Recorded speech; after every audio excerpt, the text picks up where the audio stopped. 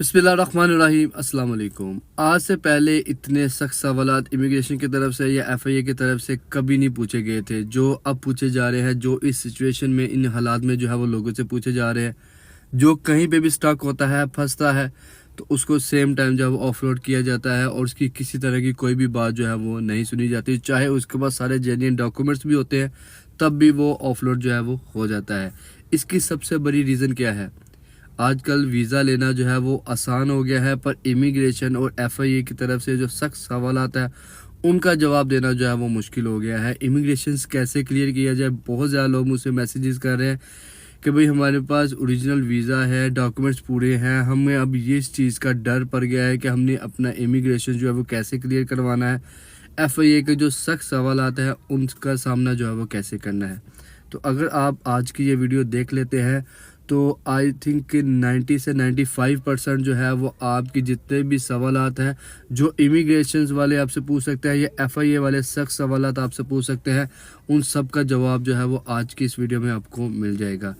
सबसे most important चीज़ आपकी dressing है कि आप कैसी ड्रेसिंग करके एयरपोर्ट जाते हैं। ये नहीं कि आपने शलवार कमीज़ पहनी है, हालांकि ये हमारा कौमी लिबास है, पर अब इंटरनेशनल आप टूर करने जा रहे हैं, इंटरनेशनल लेवल पे आप जो है वो फ़्लाइट जो है वो अटेंड करने जा रहे हैं, तो आपने अपना पहनावा जो है उसको चेंज करना है। आपका दिखने का स्टाइल, आपका चलने का, आपका बोलने का स्टाइल जो है वो बहुत ज़्यादा मैटर करता है। आप कहीं पे भी लड़खड़ाएंगे तो एफआईए वाला जो है वो बिना किसी और चीज़ पूछे आपको ऑफलोड कर देगा। आपकी ड्रेसिंग जो है वो बहुत मैटर करती है, आपका बॉडी लैंग्वेज, आपका बोलने का स्टाइल, ये सारी चीज़ें जो है वो बहुत ज़्यादा इंपॉर्टेंट है। कुछ लोग जो है इन चीज़ों को बहुत नॉर्मल ले रहे हैं कि भाई हमने बस सिर्फ वीज़ा ले लिया है, प्रोटेक्टर करवा लिया है तो बस बात ख़त्म, टिकट लेंगे और ट्रैवल करेंगे।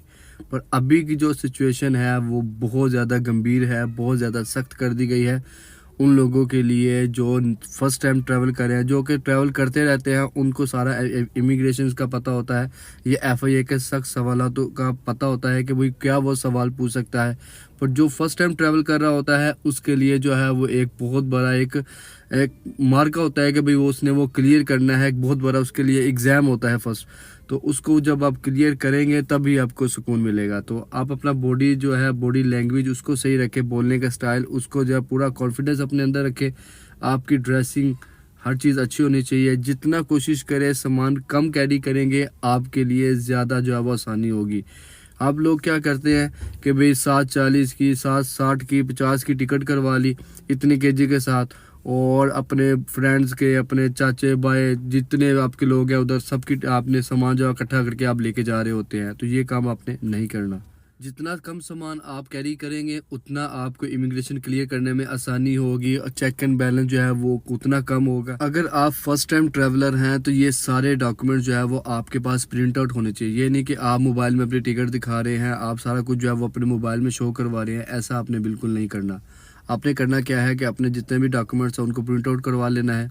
आपके जितने भी डॉक्यूमेंट्स हैं उनको आपने प्रिंट आउट करवा लेना है। आपका ई वीज़ा प्रिंट होना चाहिए, आपके पास सॉफ्ट स्किल का जो सर्टिफिकेट है वो प्रिंट आउट होना चाहिए, आपका जो प्रोटेक्टर लगा है आपके पासपोर्ट पे वो आपके पास पासपोर्ट की कॉपीज़ वगैरह, ओरिजिनल पासपोर्ट, आपके पास आईडी कार्ड की कॉपी, आपकी वाइट बैकग्राउंड के साथ एक फ़ोटो, ये कुछ ऐसे बेसिक डॉक्यूमेंट्स हैं जो आपके पास होने चाहिए। और आपका पासपोर्ट जो है वो एटलीस्ट 6 मंथ जो है वो वैलिड होना चाहिए ताकि आप ट्रैवल कर सकें।